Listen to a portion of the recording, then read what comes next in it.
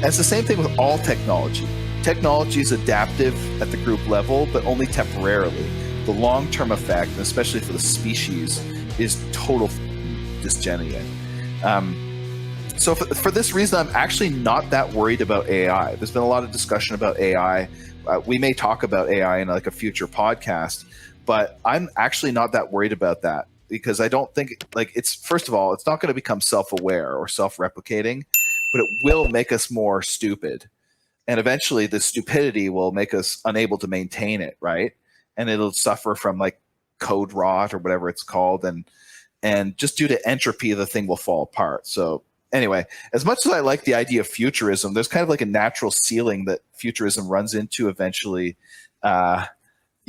vis-a-vis technology. So yeah, I don't know where I was going with that rant, but I think technology is dysgenic, basically. It's the idea. Yeah. I think that goes into the Fermi paradox and all that too. Exactly. We're never, any civilization that reaches space travel technology has already become too fat, gay, and retarded to actually travel through space. So that's a pretty funny idea that there are other civilizations throughout the galaxy that have climbed the ladder and got to the point where they could possibly achieve space travel, but they're already too fat, gay, and retarded.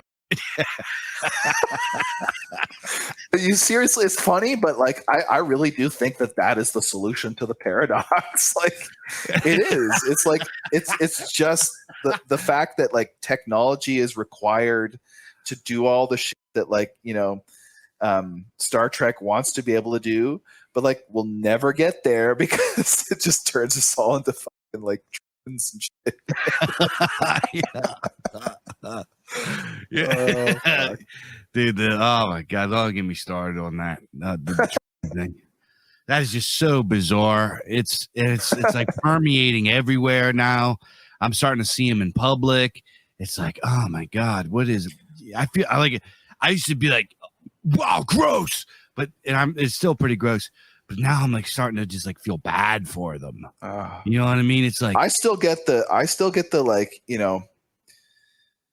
I still get the lizard brain effect. Like when I see one of these people, it's like a spider's dropped down the back of my shirt. I'm just kind of like, whoa, get the fuck away from me, kind of thing, right? Like it's just, it's uncanny. I feel bad for them too, but at the same time, like, dude, I don't know. There's almost, I hate to say it, but like if you look down on them, it's just they're so far fallen so far down, right? Like it's just gross. Yeah, it's like it's at this point I don't even know. I can't even like really like talk to them or look at them or like want to interact with them because they just makes my skin crawl. These people, like if you have like facial hair and an Adam's apple and you're wearing a dress and makeup, I just can't even. I don't even want to talk to you. You're just it's just such like a mockery of nature, and I don't know. And the fact that it's getting so, it's permeating so far, and I really do think that it's part of a ploy of the pharmaceutical companies and all this kind of stuff. I do think that the cosmetic surgery industry and all these people are making big money off of this. And this is like it's like their new thing. It's like the last thing was the opioids, flood everybody with opioids and then open up a bunch of clinics that sell Subutex and Suboxone and shit, right? Create the problem and then create the solution. So I definitely think that that's part of it. But I also think that it's just a dysgenic thing.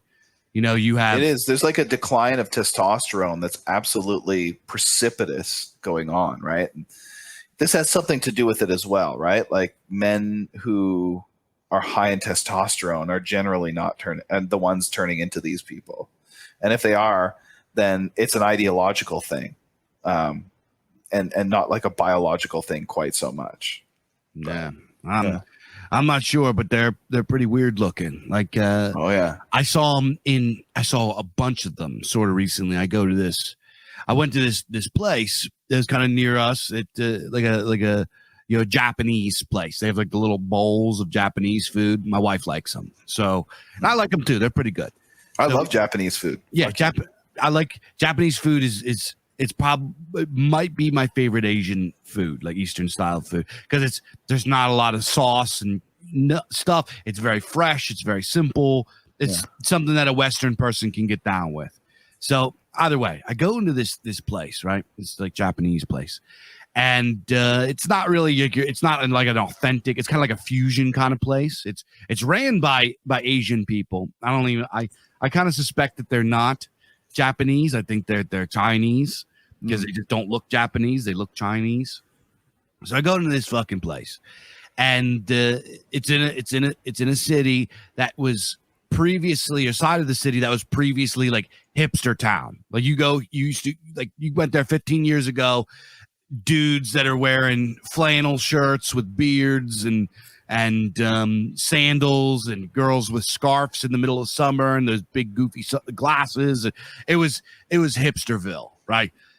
Which actually, despite hating on hipsters, I will say this: they make some good stuff. You go to a hipster burrito place or a hipster coffee shop or hipster pizza place, they like put their heart and soul into that. Microbrews, dude, I will go to a hipster microbrewery any day of the week because they're like putting their heart and soul into this. Like it's some sort of weird like backpedal into like traditionalism. They sort of like horseshoed themselves into traditionalism, where they've become like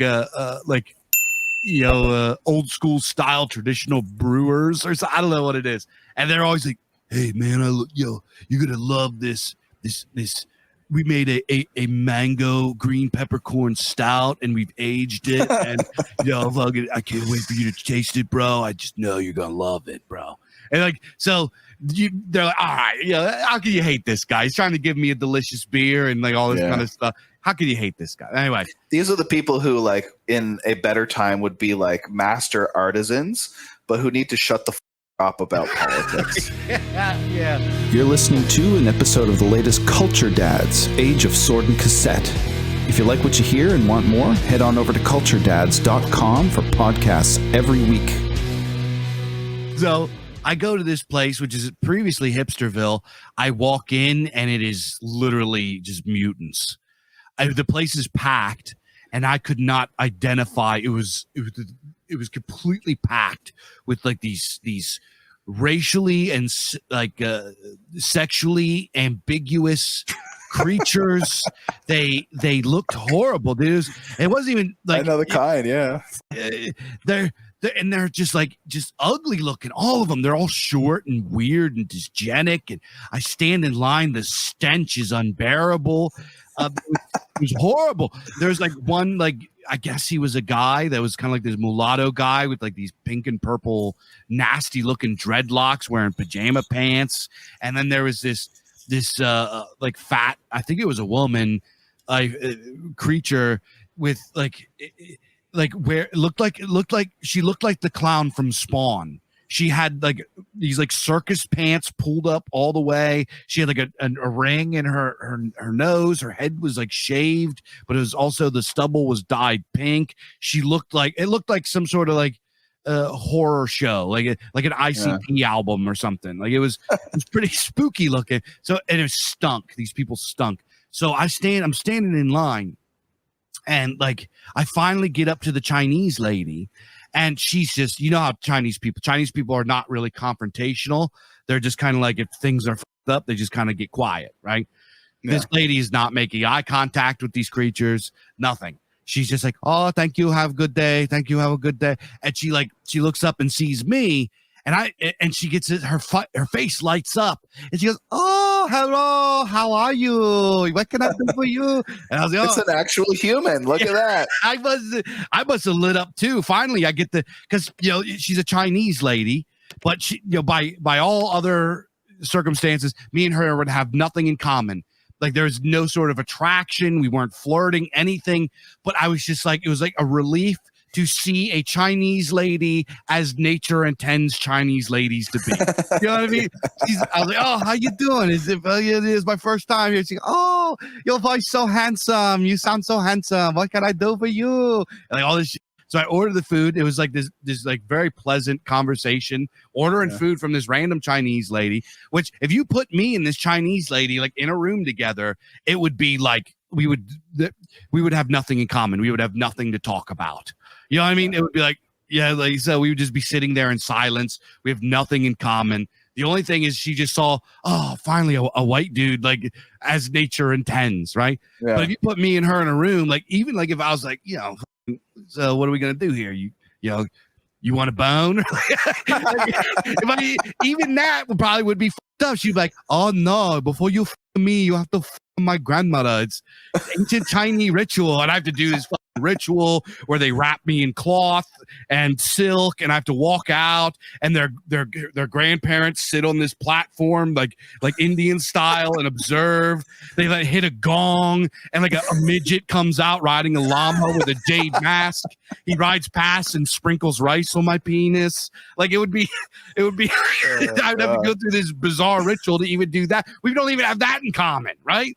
But in that moment of time, these other creatures were so bizarre that me and this Chinese lady were like, oh, finally, a human. Exactly. You're just like, you know, at a relative sense, you're like closer to each other just by like not being completely fucked up. Yeah. Jesus Christ. What do you think of old H.G. Wells would have thought about that scene? What do you think he would have thought about that? Oh my God, he would have been like, these people are the Morlocks. Yeah, exactly. These are the Morlocks. Holy fuck. What am I, 800,000 years into the future? Yeah. Oh my God. So here's the thing with guys like H.G. Wells, right? I kind of didn't really paint him in a light that is like sympathetic from guys like us, right? I kind of painted him as everybody's going to hate his guts. But here's the deal, is that if you took guys like him from his time that are kind of ideologically completely opposed to us in some ways, and you drop them off today, they would be far more sympathetic to us. Yeah, right? they would be like dissident right thought leaders. You know? Yeah, he'd be like, oh my God, what? It'd be like it would be putting him in just a horror land, just nightmarish. You wouldn't even believe that this is real. You're listening to an episode of the latest Culture Dads, Age of Sword and Cassette, where two dads discuss music, movies, art, and culture from a unique tribal perspective. If you like what you hear and you want more, head on over to culturedads.com for podcasts every week.